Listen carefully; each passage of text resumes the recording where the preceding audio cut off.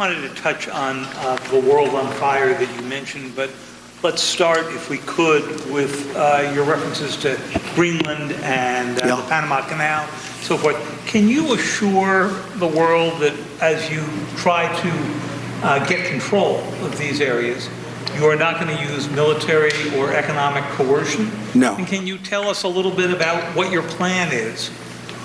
Are you going to negotiate a new treaty? Are you going to ask the Canadians to hold a vote? What is the strategy? Yeah, I can't assure you, you're talking about Panama and Greenland. No, I can't assure you on either of those two.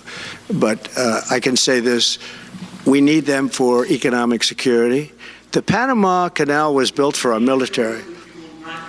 I'm not going to commit to that now. It might be that you'll have to do something. Look, the Panama Canal is vital to our country.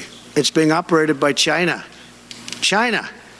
And we gave the Panama Canal to Panama. We didn't give it to China. And they've abused it. They've abused that gift. It should have never been made, by the way. Giving the Panama Canal is why Jimmy Carter lost the election, in my opinion, more so maybe than the hostages. The hostages were a big deal.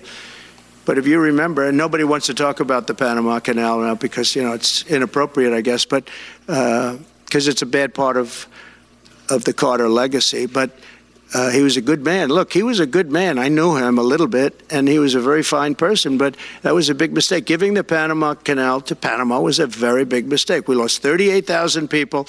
It cost us the equivalent of $1 trillion, maybe more than that. Probably the most expensive, they say it was the most expensive structure, if we call it a structure, which I guess you can, ever built.